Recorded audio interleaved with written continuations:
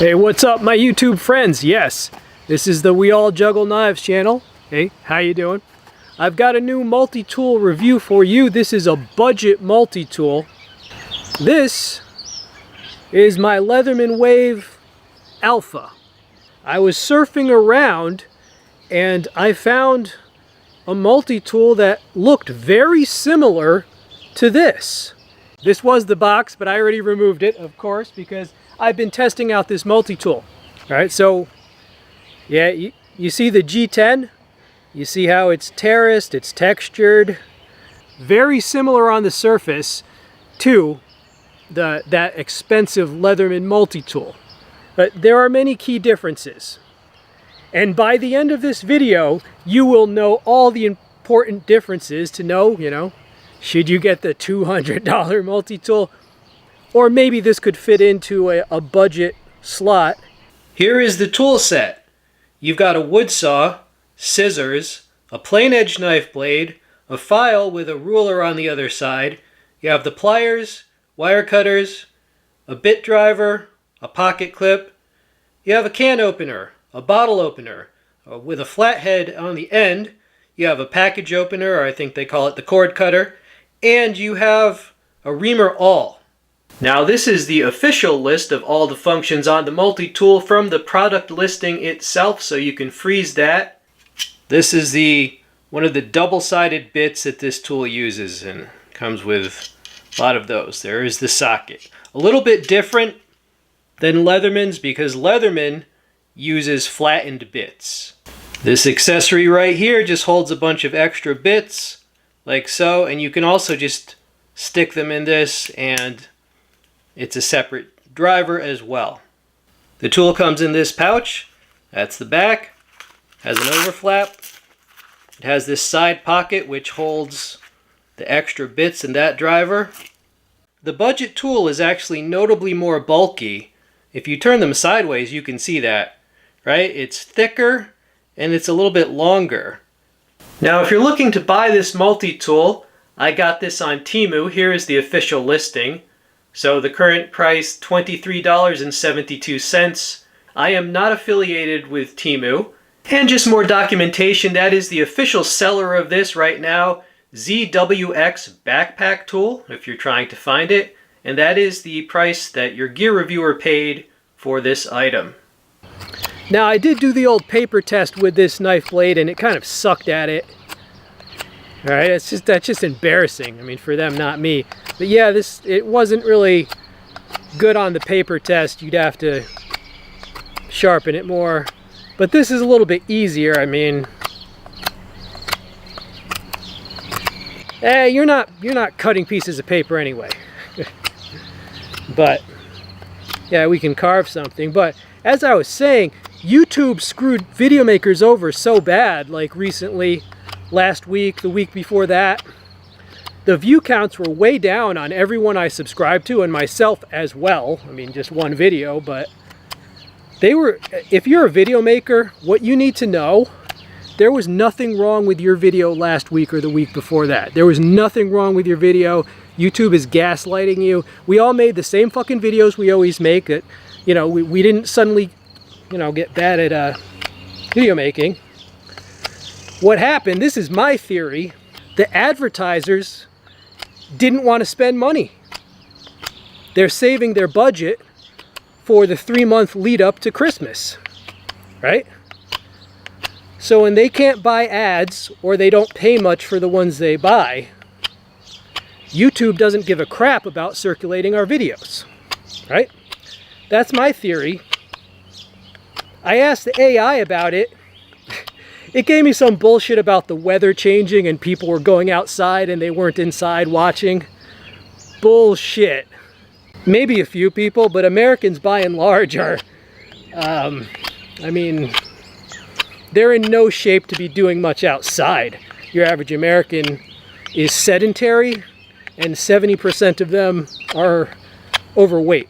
Right? Don't give me this oh, they were all outside. Really? Really? If YouTube can't find good ads for a video, they just save the high-paying ads for the huge channels, and they screw over everyone else. I also know this because they've shown me the same damn ad for a leather belt like 50 times. They've run out of ads.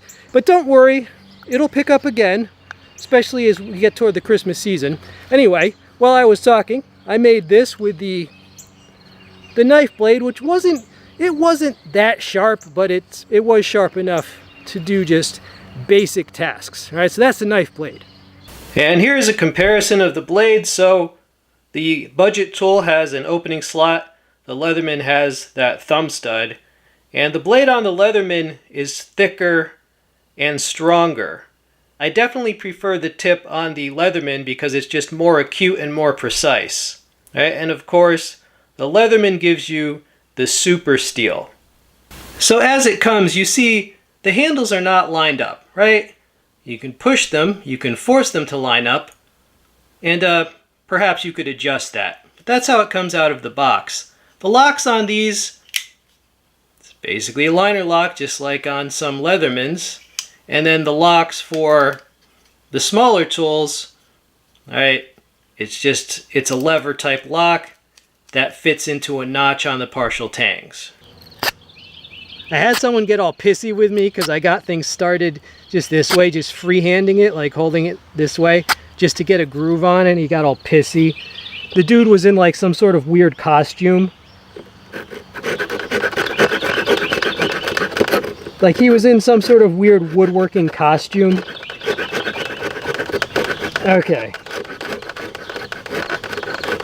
Well, believe it or not, this saw is actually working once I got it there. All right.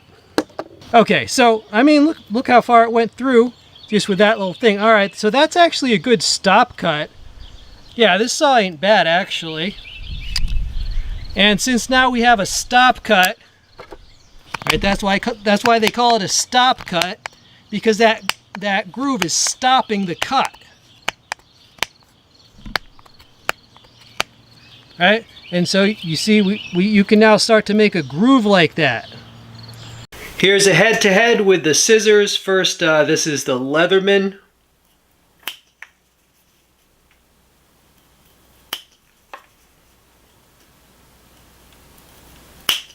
Alright, so that's the Leatherman on the paracord. Whereas the budget tool, you kind of have to work through the paracord. Alright.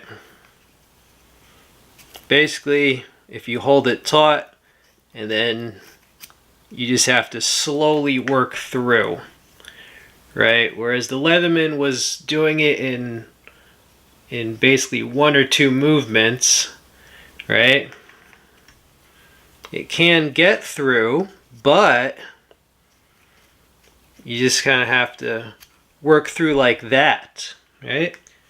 And that is because of just the way that they've ground these, where, I mean, it's basically almost flat. Now the files is really one of the places where the Leatherman shows its superiority, right? You've got that rough surface there, and the crosshatch there, and altogether the Leatherman file is just a harder, better file. It's way more optimized. Whereas this, you know, it just has that texture, and then it just has ruler markings on this side.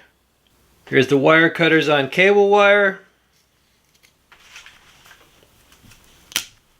It'll basically go right through, right? You saw that.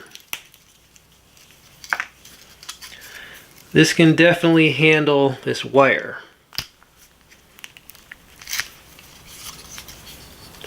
Which is good to know. Now regarding the use of the MagnaCut Super Steel in multi-tools like this, it's a great development that you have that option, but I mean, I review a lot of knives and probably 80% of my viewers carry a dedicated pocket knife, if not even like a belt knife or a fixed blade. So if you already carry a separate knife that has a super steel, do you really need to spend more to have like a super steel on your multi-tool blade? Well, probably not. And so it's not that I don't like the super steel, but it is for that reason why there's definitely still a place for just cheaper multi-tools that they just have a blade with, this is probably like 420, right? Or some Chinese 400 series stainless, perfectly fine for little tasks. So what do I think of this multi-tool? I think this multi-tool is a great way to tell Leatherman to go fuck themselves for having $200 multi-tools and the Leatherman Arc, which is $250. But let's pretend that you're not doing it as some sort of statement. Yeah, so I would prefer if they would optimize that file and improve the scissors. But even considering those factors, this is definitely still worth the price that it is, not because it's optimized, but because that price itself is so low and so reasonable that you would definitely be able to get that amount of utility from it and more. This also compares favorably to other multi-tools in that same low price category. For example, Mossy Oak or Work Pro, or even classics like my Gerber suspension. So for those reasons, yes, it's definitely worth the $23 that I paid. All right, so I tried to give you an honest review. I am not a Leatherman fanboy, but I also don't just bash them without reason, okay? And I'm not a fanboy of the Shanghai Surprise frickin' multi-tools, but they have a place and I don't bash them for without reason either, okay? So I hope you enjoyed this review. This has been We All Juggle Knives and Multi-Tools. I'm out.